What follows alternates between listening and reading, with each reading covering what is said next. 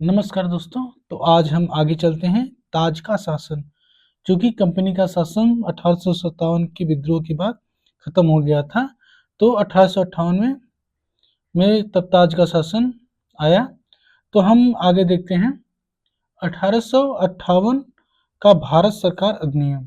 ठीक है, इस महत्वपूर्ण कानून का निर्माण 1857 के विद्रोह के बाद किया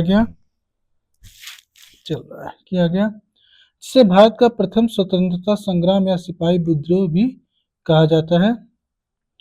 भारत के शासन को अच्छा बनाने वाला अधिनियम नाम के प्रसिद्ध इस कानून ने ईस्ट इंडिया कंपनी को समाप्त कर दिया और गवर्नर क्षेत्रों और राजस्व संबंधी शक्तियां ब्रिटिश राजशाही को हस्तांतरित कर दी गई। अब इसमें हम देखते हैं कौन कौन सी इंपॉर्टेंट पॉइंट हो सकती है जो आपको ध्यान में रखनी चाहिए। पहला देखते हैं, इसके तहत भारत का शासन सीधे महारानी विक्टोरिया के अधीन चला गया। गवर्नर जनरल का पदनाम बदलकर भारत का वायसराय कर दिया गया। ऐसी लाइनें यूपीएससी पीसीएस में नहीं पूछी जाएंगी, क्योंकि ये बहुत कॉमन सी लाइन है, जो तैयारी नहीं करता होगा वो भी जानता होगा। ठीक है, वह वायसराय भारत में ब्रिटिश राज का प्रत्यक्ष प्रतिनिधि बन गया। लॉर्ड कैनिंग भारत के प्रथम वायसराय बनाए गए। ये फैक्ट जो होता है, ऐसे फैक्ट इंपॉर्टेंट होते हैं एसएससी वगैरह के लिए, रेलवे वगैरह के लिए, जो कॉमन सी बातें होती हैं उनके लिए, जिनमें जनरल पेपर होता है, जनरल जीएस होता है। ठीक है, आगे देखते हैं, इस अधिनियम में नियंत्रण बोर्ड और निदेशक कोर्ट समाप्त कर भारत में शासन की द्वैध प्रणाली को समाप्त कर दिया। ये बातें पूछी जा सकती हैं, लेकिन हमें नहीं लगता कि अब इतना पूछा जाएगा। क्यों? क्योंकि बहुत कॉमन सी इसमें बातें है, बहुत जनरल नॉलेज है, सबको पता होती है बातें। एक नए पद भारत के राज्य सचिव का सृजन किया गया, जिसमें भारतीय प्रशासन पर महत्वपूर्ण नियंत्रण की शक्ति निहित थी। ठीक है, यह सचिव ब्रिटिश कैबिनेट का सदस्य था और अंततः ब्रिटिश संसद के प्रति उत्तरदायी था। ठीक है, भारत सचिव की सहायता के लिए 15 सदस्यीय भारत परिषद का गठन किया गया, जो एक सलाहकार परिषद थी। परिषद का अध्यक्ष भारत सचिव को बनाया गया। इस कानून के तहत भारत सचिव की परिषद का गठन किया गया, जो एक निगमित निकाय थी और इसे भारत और इंग्लैंड में मुकदमा करने का अधिकार था। इस पर भी मुकदमा किया जा सकता था। ठीक है, 1858 के कानून का प्रमुख उद्देश्य प्रशासनिक मशीनरी में सुधार था, जिसके माध्यम से इंग्लैंड में भारतीय सरकार का अधीक्षण और उसका नियंत्रण हो सकता था। इसने भारत में प्रचलित शासन प्रणाली में कोई विशेष परिवर्तन नहीं किया, इसीलिए मैं कह रहा हूँ ये इम्पोर्टेंट नहीं है। ठीक है, अब आगे देखते हैं 1861 का भारत परिषद अधिनियम। कौन सा? 1861 का भारत परिषद अधिनियम। हम वही बातें अंडरलाइन करेंगे, मतलब वही बातें टिक लगाएंगे जो आपकी परीक्षा में घूमेगी। ठीक है, 1857 की महान क्रांति के बाद ब्रिटिश सरकार ने महसूस किया कि भारत में शासन चलाने के लिए भारतीयों का सहयोग लेना आवश्यक है। ठीक है, इस सहयोग नीति के तहत ब्रिटिश संसद ने 1861, 1892 और 1909 में 3 नए अधिनियम पारित किए। 1861 का भारत परिषद अधिनियम भारतीय संवैधानिक और राजनीतिक इतिहास में एक महत्वपूर्ण अधिनियम था। ये थोड़ा टाइपिंग मिस्टेक है, टाइपिंग मिस्टेक नहीं, जिसे प्रिंटिंग मिस्टेक कहा जाता है। ठीक है, इस अधिनियम की विशेषताएं इस प्रकार थी। पहला, इसके द्वारा कानून बनाने की प्रक्रिया में भारतीय प्रतिनिधियों को शामिल करने की शुरुआत हुई। इंपॉर्टेंट लाइन है। ठीक है, 1861 के भारत शासन अधिनियम में इस प्रकार वायसराय कुछ भारतीयों को विस्तारित परिषद में गैर सरकारी सदस्यों के रूप में नामित कर सकता था। इंपॉर्टेंट पॉइंट है, 1862 में लॉर्ड कैनिंग ने 3 भारतीयों, इंपॉर्टेंट फैक्ट आने वाला है, इंपॉर्टेंट फैक्ट है, बनारस के राजा, पटियाला के महाराजा और सर दिनकर राव को विधान परिषद में मनोनीत किया। बहुत इंपॉर्टेंट बात, एपीसीएस के लिए बार बार पूछा जा सकता है, पूछा जाएगा। कि जो पहली बार जो गैरकारी सदस्यों के रूप में नामित करना था उसमें कितने लोगों को शामिल किया गया, तो आप जान जाएंगे, आप जान लीजिए, बनारस के राजा को, पटियाला के महाराजा को और सर दिनकर राव को विधान परिषद में मनोनीत किया गया। ठीक है, ये इंपॉर्टेंट, बहुत इंपॉर्टेंट लाइन है हर एग्जाम के लिए। ठीक है, आगे देखते हैं। इस अधिनियम ने मद्रास और बंबई प्रेसिडेंसियों को विधायी शक्तियां पुनः देकर विकेंद्रीकरण की प्रक्रिया की शुरुआत की। इस प्रकार इस अधिनियम ने रेगुलेटिंग एक्ट 1773 द्वारा शुरू हुई केंद्रीकरण की प्रवृत्ति को उलट दिया। ठीक है, उलट दिया, ये इंपॉर्टेंट पॉइंट है, क्योंकि वहां भी क्या हुआ, यहाँ विकेंद्रीकरण हुआ, वहां केंद्रीकरण हो रहा था। ठीक है, जो 1833 के चार्टर अधिनियम के साथ ही अपने चरम पर पहुंच गई। ये क्या हो रहा है, लाइन ना हो रहा है, ठीक गई। ठीक, इस विधायी विकास की नीति के कारण 1937 तक प्रांतों को संपूर्ण आंतरिक स्वायत्तता हासिल हो गई। ये इतना आप थोड़ा और डीपली जान जाएंगे, बार बार रिपीट मान लीजिएगा, यहाँ पे हम पूर्ण रूप से डिस्कस नहीं कर सकते क्या कांड हुआ था, केवल हम पढ़ के सुना रहे हैं। ठीक है, कि इंपॉर्टेंट क्या क्या हो सकता है ये, लेकिन इंपॉर्टेंट है क्योंकि यहीं से केंद्रीकरण की शुरुआत, सॉरी, विकेंद्रीकरण की शुरुआत हुई। ये आपको क्षेत्रीय प्रशासन में काम आएगा ये लाइन, और ये लाइन आपको ग्रामीण प्रशासन में भी काम आएगा। ठीक है, आगे देख लेते हैं, बहुत इंपॉर्टेंट लाइन है ये। क्या नाम से इसको आप जब क्या बोलते हैं इसको, 73 और 74 संविधान संशोधन को पढ़ेंगे तभी ये इंपॉर्टेंट रहेगा। ठीक है, आगे देखते हैं। बंगाल उत्तर पश्चिमी सीमा प्रांत और पंजाब में क्रमशः 1862, 1866 और 1857 में विधान परिषदों का गठन हुआ। ठीक है, ये इतना इंपॉर्टेंट नहीं है, पीसीएस में कभी कभी पूछ लिया जाएगा, नहीं तो इतना नहीं पूछा जाता। ठीक है, लेकिन याद रख सकते हैं क्योंकि पीसीएस के लिए पॉइंट इंपॉर्टेंट हो सकता है। ठीक है, चलिए आगे चलते हैं, लेकिन मुझे नहीं लगता कि इसे कोई पूछेगा, इसमें किसी को इंटरेस्ट होगा। आगे देखते हैं। इसने वायसराय को परिषद में कार्य संचालने के लिए अधिक नियम और आदेश बनाने की शक्तियां प्रदान की। बहुत ज़्यादा इंपॉर्टेंट नई लाइन है। इसने लॉर्ड कैनिंग द्वारा 1859 में प्रारंभ की गई पोर्टफोलियो प्रणाली को भी मान्यता दी। इसके अंतर्गत वायसराय की परिषद का एक सदस्य एक या अधिक सरकारी विभागों का प्रभारी बनाया जा सकता था तथा उसे इस विभाग में काउंसिल की ओर से अंतिम आदेश पारित करने का अधिकार था। नहीं याद रखेंगे तभी कोई दिक्कत नहीं है। ठीक है, इसने वायसराय को आपातकाल में बिना काउंसिल की संस्तुति के अध्यादेश जारी करने के लिए अधिकृत किया। ऐसे अध्यादेश की अवधि मात्र 6 माह तक होती थी। यहीं से हम अपने जो हमारा राष्ट्रीय आपातकाल है उसका भी, उसमें इसको हम जोड़ेंगे। अगर बैकग्राउंड लिखना रहेगा तो आप इसका प्रयोग कर सकते हैं कि कहाँ से लिया गया, लेकिन यहाँ भी कोई ज़रूरत नहीं है, आप इसे ध्यान नहीं रखेंगे तभी चल जाएगा। ठीक है, कोई बहुत इंपॉर्टेंट लाइन नहीं है, लेकिन इसे थोड़ा हम रेफरेंस देते रहते हैं क्योंकि हमारे आधुनिक काल में भी, सॉरी, जो हमारा राज्य व्यवस्था है उसमें भी इसका प्रयोग होता है, राष्ट्रपति द्वारा अध्यादेश जारी किया जाता है। ठीक है, तो हम आगे देखते हैं। अब आगे देखते हैं 1892 का भारत परिषद अधिनियम। इस अधिनियम की विशेषता इस प्रकार थी। ठीक है, इसके माध्यम से केंद्रीय और प्रांतीय विधान परिषद में अतिरिक्त यानी गैर सरकारी सदस्यों की संख्या बढ़ाई गई। हालांकि बहुमत सरकारी सदस्यों का ही रहता था। इंपॉर्टेंट लाइन हो सकती है, पूछा जाता है ऐसी बातें।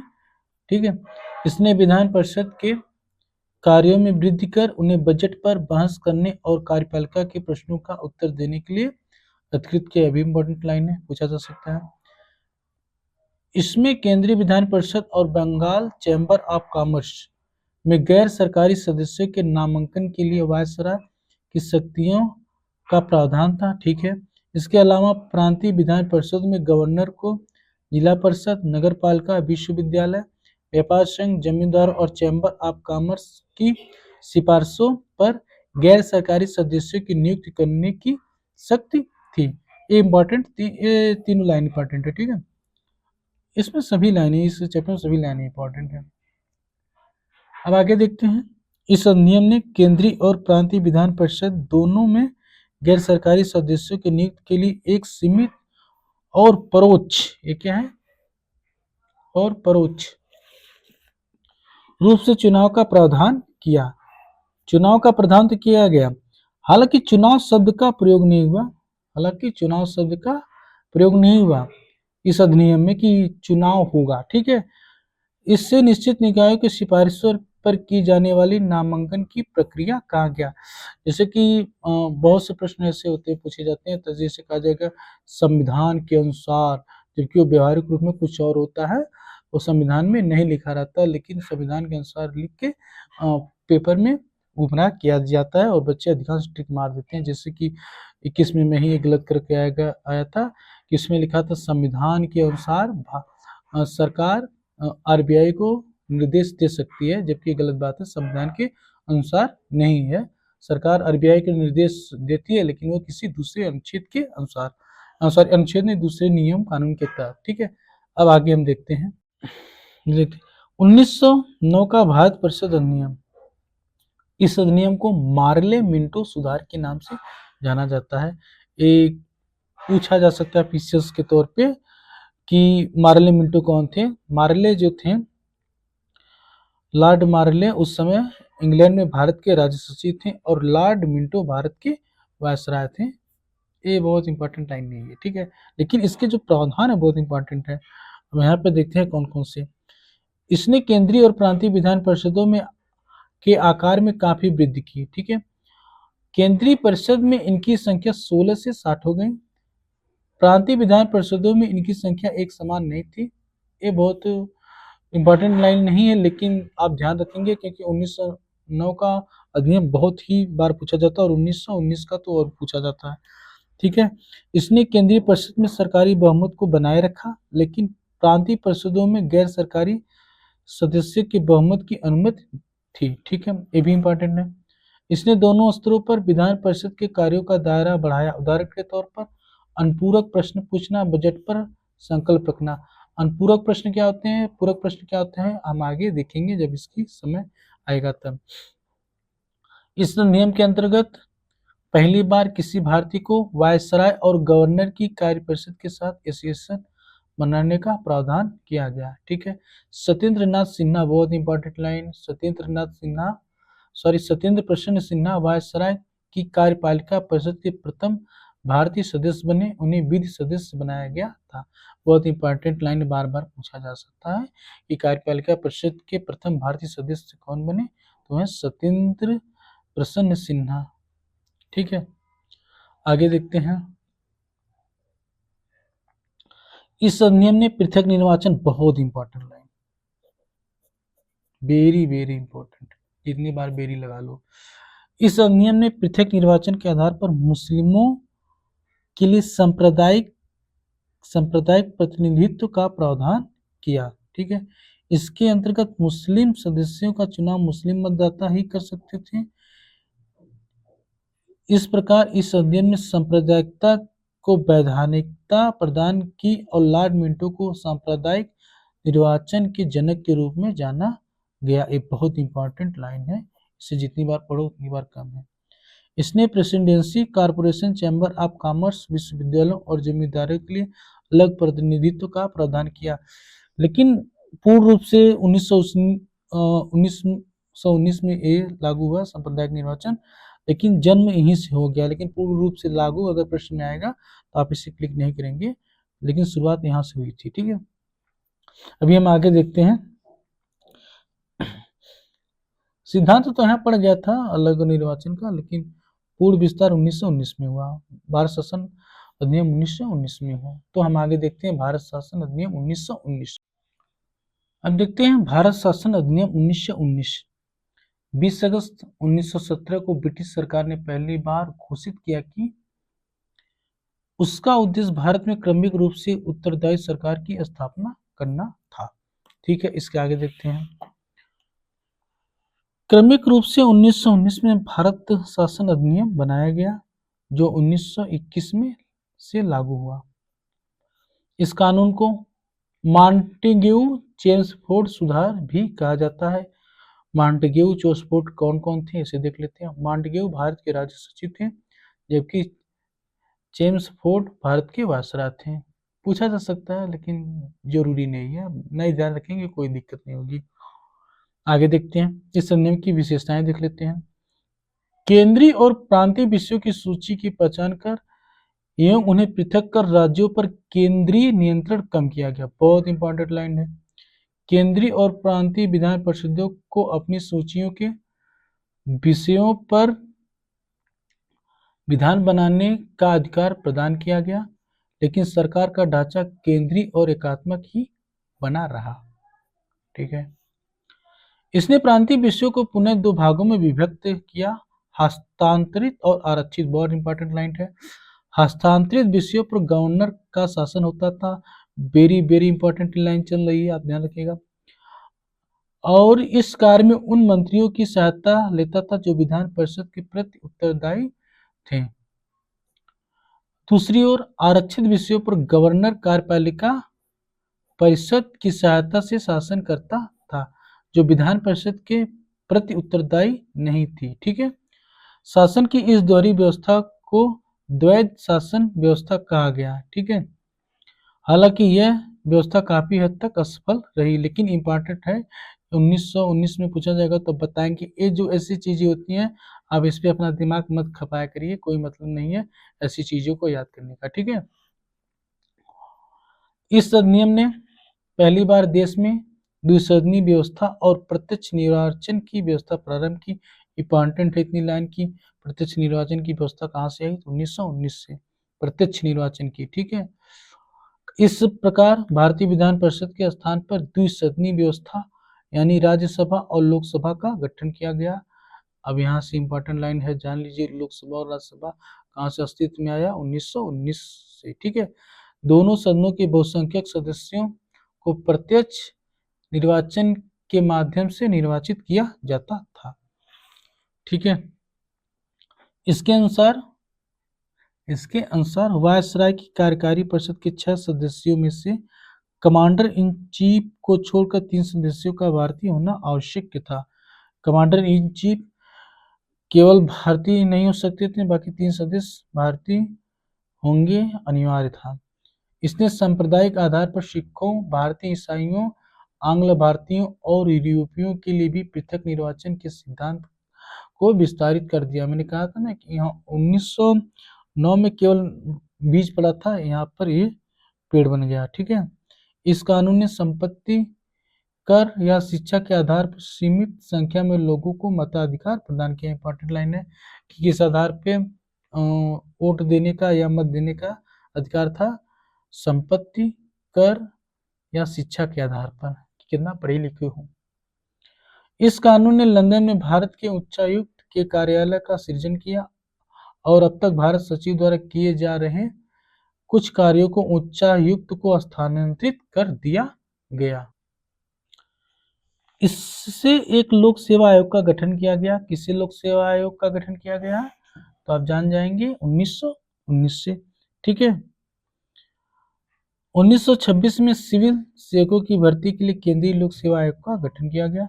इसने पहली बार केंद्रीय बजट को राज्यों के बजट से अलग कर दिया और राज्य विधानसभाओं को अपना बजट स्वयं बनाने के लिए अधिकृत कर दिया गया। बहुत इंपॉर्टेंट लाइन है। इसके अंतर्गत एक वैधानिक आयोग का गठन किया गया, जिसका कार्य 10 वर्ष बाद जांच करने के बाद अपनी रिपोर्ट प्रस्तुत करना था। यही है। अब आगे आएगा साइमन आयोग। ठीक है, साइमन आयोग देखते हैं।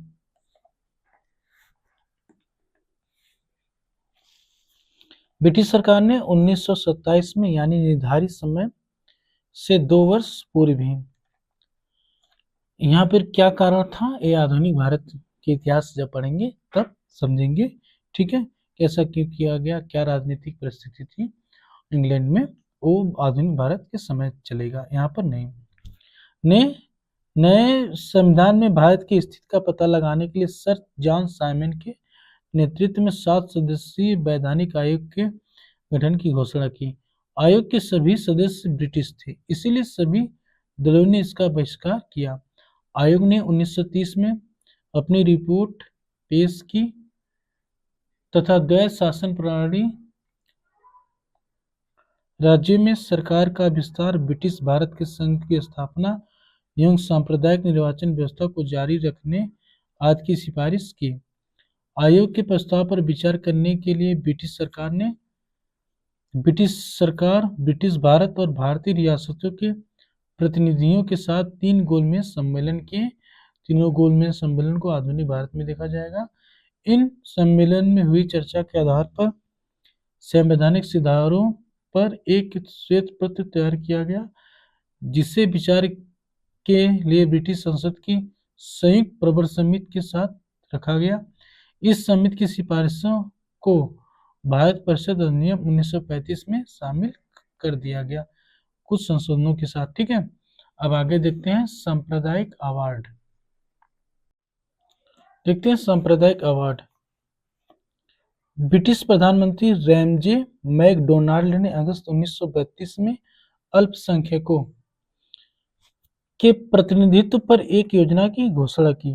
इसे कम्युनल अवार्ड या सांप्रदायिक अवार्ड के नाम से जाना गया। अवार्ड ने न सिर्फ मुस्लिमों, सिख, ईसाई, यूरोपियनों और आंग्ल भारतीयों के लिए अलग निर्वाचन व्यवस्था कर विस्तार किया, बल्कि इसे दलितों के लिए भी विस्तारित कर दिया गया। दलितों के लिए अलग निर्वाचन व्यवस्था से गांधी बहुत व्यथित हुए और उन्होंने अवार्ड में संशोधन के लिए पूना की यशोदा जेल में अनशन प्रारंभ कर दिया। अंततः कांग्रेस नेताओं और दलित नेताओं के बीच एक समझौता हुआ, जिसे पूना समझौता के नाम से जाना गया। इससे संयुक्त हिंदू निर्वाचन व्यवस्था को बनाए रखा गया और दलितों के लिए स्थान भी आरक्षित कर दिए गए। इंपॉर्टेंट लाइन है इतिहास की दृष्टि से और पॉलिटी की दृष्टि से भी, ये पूरा इंपॉर्टेंट है पूरा। ठीक है, अब आगे देखते हैं भारत शासन अधिनियम 1935। इसमें मैं बोलूं या ना बोलूं, हर एक लाइन, हर एक अक्षर, हर एक शब्द, हर एक कामा इंपॉर्टेंट है। ठीक है, चाहे बोलूं या ना बोलूं। यह अधिनियम भारत में पूर्ण उत्तरदायी सरकार के गठन में एक मील का पत्थर साबित हुआ। यह एक लंबा और विस्तृत दस्तावेज था, जिसमें 321 धाराएं और 10 अनुसूचियां थी। ठीक, इसमें हर एक लाइन इंपॉर्टेंट है।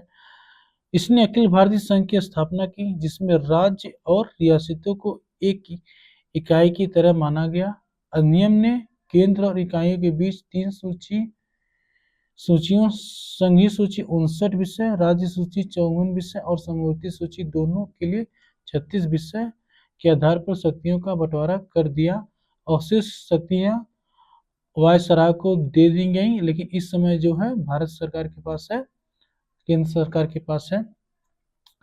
हालांकि कह लें या कहें कि संसद के पास है। हालांकि यह संघीय व्यवस्था कभी अस्तित्व में नहीं आई, क्योंकि देशी रियासतों ने इसमें शामिल होने से इनकार कर दिया। लेकिन इंपॉर्टेंट लाइन है एग्जाम के लिहाज से। ठीक है, इसने प्रांतों में देश शासन व्यवस्था समाप्त कर दी तथा प्रांतीय स्वायत्तता का शुभारंभ किया। राज्यों को अपने दायरे में रखकर स्वायत्त तरीके से 3 पृथक क्षेत्रों में शासन का अधिकार दिया गया। इसके अतिरिक्त अधिनियम ने राज्यों में उत्तरदायी सरकार की स्थापना की। यानी गवर्नर को राज्य विधान परिषद के लिए उत्तरदायी मंत्रियों की सलाह पर कार्य करना आवश्यक था। यह व्यवस्था 1937 में शुरू की गई और 1939 में समाप्त कर दी गई। चाहे कर दी गई हो ना की गई हो, लेकिन आपके लिए इम्पोर्टेंट है। 1937 में शुरू की गई और 1939 में समाप्त कर दी गई। ये पूरी लाइन इंपॉर्टेंट, पूरा स्लाइड है। इसने केंद्र में देश शासन प्रणाली का आरंभ किया। परिणामतः संघीय विषयों को स्थानांतरित और आरक्षित विषयों में विभक्त करना पड़ा। हालांकि यह प्रावधान कभी लागू नहीं हुआ, फिर भी आप इसे याद रखेंगे। इसने 11 राज्यों में 6 में द्विसदनीय व्यवस्था प्रारंभ की। इस प्रकार बंगाल, बिहार, बम्बई, मद्रास, बिहार, संयुक्त प्रांत और असम में द्विसदनीय विधान परिषद और विधानसभा बन गई। हालांकि इन पर कई प्रकार के प्रतिबंध थे। इसने दलित जातियों, महिलाओं और मजदूर वर्ग के लिए अलग से निर्वाचन की व्यवस्था कर सांप्रदायिक प्रतिनिधित्व व्यवस्था का विस्तार किया। इसे ध्यान में रखेंगे तभी चल जाएगा, क्योंकि वो इसमें इसे नहीं ज्यादातर पूछा जाता है। 1909 और 19 में इसे पूछा जाता है। इसने भारत शासन अधिनियम 1858 द्वारा स्थापित भारत परिषदों को समाप्त कर दिया। इंग्लैंड में भारत सचिव को सलाहकारों की टीम मिल गई। इसने मताधिकार का विस्तार किया। लगभग 10% जनसंख्या को मत देने का अधिकार प्राप्त है। इंपॉर्टेंट लाइन है। इसके अंतर्गत देश की मुद्रा और साख पर नियंत्रण के लिए भारतीय रिजर्व बैंक की स्थापना की गई। बहुत ही इंपॉर्टेंट लाइन, हमेशा हर एग्जाम में पूछा जाता है। इसने न केवल संघीय लोक सेवा आयोग की स्थापना की, बल्कि प्रांतीय सेवा आयोग और 2 या अधिक राज्यों के लिए संयुक्त सेवा आयोग की स्थापना की। ये पूछा जाता है, लेकिन इसके रेफरेंस में नहीं पूछा जाता है। राज्य की जो उपलब्धियां राज्य के दौर में पूछा जाता है, ठीक है, राज्य की शक्तियों के रूप में पूछा जाता है। इसके तहत 1937 में संघीय न्यायालय की स्थापना की गई। बहुत इंपॉर्टेंट लाइन है, ठीक है। आगे अब देखते हैं भारतीय स्वतंत्रता अधिनियम 1947, ठीक है। 20 फरवरी 1947 को ब्रिटिश प्रधानमंत्री क्लीमेंट एटली ने घोषणा की 30 जून 1947 को भारत में ब्रिटिश शासन समाप्त हो जाएगा, ठीक है। इंपॉर्टेंट है, एसएससी वगैरह हर चीज के लिए इंपॉर्टेंट है। कौन उसमें प्रधानमंत्री था? क्लीमेंट एटली ने, जो स्वतंत्रता की घोषणा की थी। इसके बाद सत्ता उत्तरदायी भारतीय हाथों में सौंप दी जाएगी। इस घोषणा पर मुस्लिम लीग ने आंदोलन किया और भारत के विभाजन की बात कही। 3 जून 1947 को ब्रिटिश सरकार ने फिर स्पष्ट किया कि 1946 में गठित संविधान सभा द्वारा बनाया गया संविधान उन क्षेत्रों पर लागू नहीं होगा जो इसे स्वीकार नहीं करेंगे, ठीक है। उसी दिन 3 जून 1947 को वायसराय लॉर्ड माउंटबेटन ने विभाजन की योजना पेश की, जिसे माउंटबेटन योजना कहा गया। इस योजना को कांग्रेस और मुस्लिम लीग ने स्वीकार कर लिया। इस प्रकार भारतीय स्वतंत्रता अधिनियम 1947 बनाकर उसे लागू कर दिया गया, ठीक है। अब इसके इंपॉर्टेंट फैक्ट देख लेते हैं, इंपॉर्टेंट लाइन देख लेते हैं। इसने भारत में ब्रिटिश राज समाप्त कर 15 अगस्त 1947 को इसे स्वतंत्र और संप्रभु राष्ट्र घोषित कर दिया, ठीक है। इसने भारत का विभाजन कर 2 स्वतंत्र डोमिनियन क्या होते हैं, संघ क्या होते हैं, परिसंघ क्या होते हैं, ये हम आगे देखेंगे। डोमिनियन संप्रभु राष्ट्र भारत और पाकिस्तान का सृजन किया, जिन्हें ब्रिटिश राष्ट्रमंडल से अलग होने की स्वतंत्रता थी। इसने वायसराय का पद समाप्त कर दिया और उसके स्थान पर 2 डोमिनियन राज्यों में गवर्नर जनरल के पद का सृजन किया, जिसकी नियुक्ति नए राष्ट्र की कैबिनेट की सिफारिश पर ब्रिटेन के ताज को करनी थी। इन पर ब्रिटेन की सरकार का कोई नियंत्रण नहीं होना था। इसने दोनों डोमिनियन राज्यों में संविधान सभाओं को अपने देशों का संविधान बनाने और उसके लिए किसी भी देश के संविधान को अपनाने की शक्ति दी। सभाओं को यह भी शक्ति थी कि वे किसी भी ब्रिटिश कानून को समाप्त करने के लिए कानून बना सकती थी, यहाँ तक कि उन्हें स्वतंत्रता अधिनियम को भी निरस्त करने का अधिकार था, ठीक है। इसने 2 डोमिनियन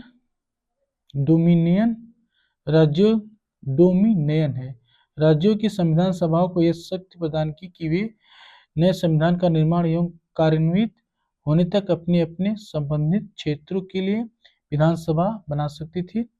15 अगस्त 1947 के बाद ब्रिटिश संसद में पारित हुआ कोई भी अधिनियम दोनों डोमिनियनों पर तब तक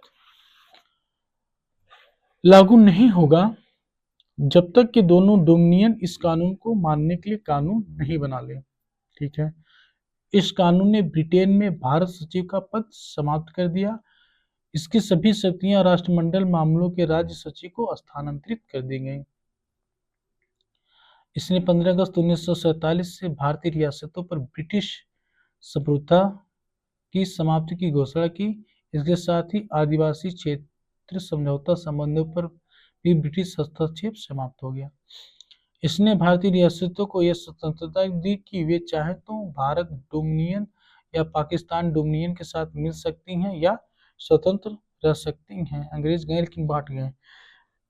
इस अधिनियम ने नया संविधान बनने तथा प्रत्येक डोमिनियन में संचालित करने एवं भारत शासन अधिनियम 1935 के तहत उनकी प्रांतीय सभाओं में सरकार चलाने की व्यवस्था की।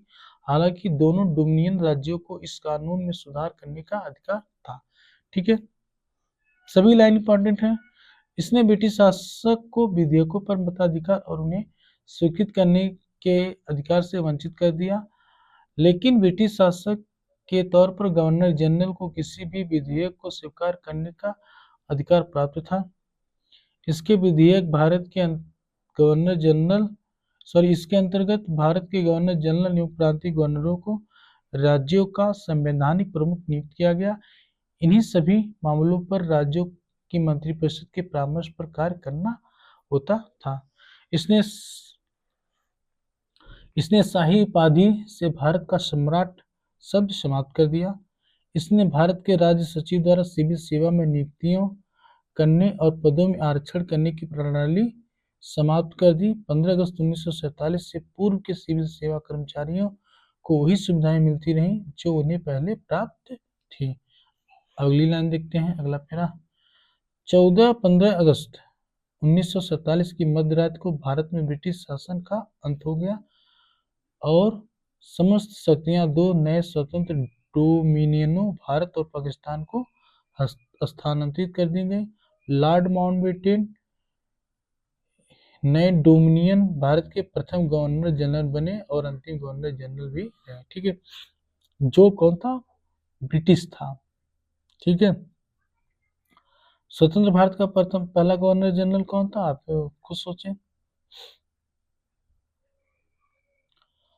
उन्होंने जवाहरलाल नेहरू को भारत के पहले प्रधानमंत्री के रूप में शपथ दिलाई। 1946 में बनी संविधान सभा को स्वतंत्र भारतीय डोमिनियन की संसद के रूप में स्वीकार कर लिया गया।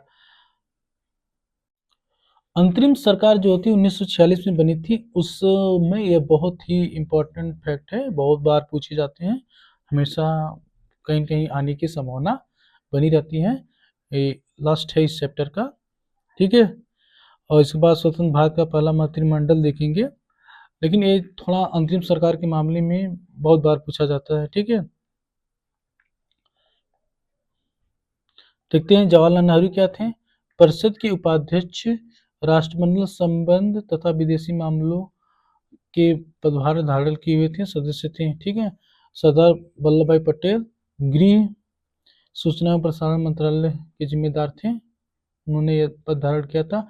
डॉक्टर राजेंद्र प्रसाद खाद्य एवं कृषि विभाग से संबंधित थे। जॉन मथाई उद्योग एवं नागरिक आपूर्ति थे। ये दोनों इंपॉर्टेंट है, तीनों इंपॉर्टेंट है। जॉन मथाई लगभग सभी इंपॉर्टेंट है, इसमें इंपॉर्टेंट ना इंपॉर्टेंट की कोई बात ही नहीं है। जॉन मथाई उद्योग एवं नागरिक आपूर्ति, जगजीवन राम श्रम, सरदार बलदेव सिंह रक्षा, CH भाभा कार्य खान एवं ऊर्जा, लियाकत अली खान इंपॉर्टेंट लाइन है ये। वित्त अब्दुल रब निस्तार डाक एवं वायु, असफ अली रेलवे एवं परिवहन के, C राजगोपालचारी शिक्षा एवं कला, I चुंदरीगढ़ वाणिज्य, गजनफर अली खान स्वास्थ्य, जोगेंद्र नाथ मंडल विधि। ये बहुत इंपॉर्टेंट लाइन हमेशा पूछा जाता है। ठीक है, लगभग सभी इंपॉर्टेंट है, लेकिन 1 2 3 4 5 8 10 14 ये बार बार पूछे जाते हैं। इसके बाद देख लेते हैं स्वतंत्र भारत का पहला मंत्रिमंडल के बारे में पूछा जाता है। जवाहरलाल नेहरू प्रधानमंत्री थे। राष्ट्रमंडल तथा विदेशी मामले वैज्ञानिक शोध के प्रभार धारण किए हुए थे। सरदार वल्लभ भाई पटेल लगभग वही चीज है।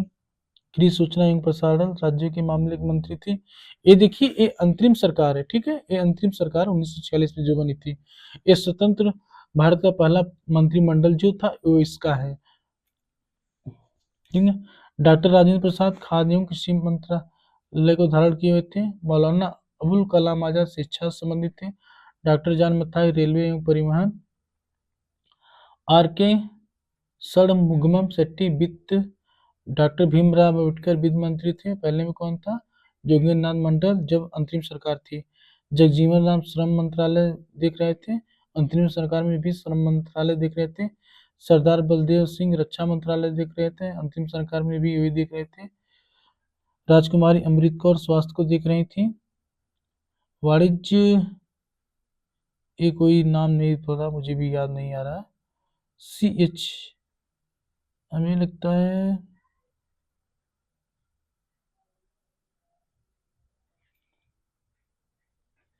रफ़ी अहमद किदवई संचार, इसमें नहीं इतना नहीं पूछा जाता है।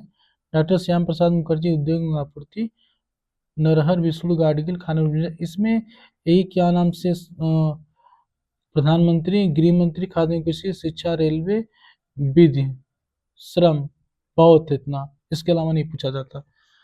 तो ये चैप्टर समाप्त हुआ, ठीक है। अब इतना मेंस के लिए उपलब्ध ये पर्याप्त नहीं है, बात तो आप जानते ही हैं। बाकी इतना हमने लाइन बाय लाइन पढ़ दी सारी पॉइंट।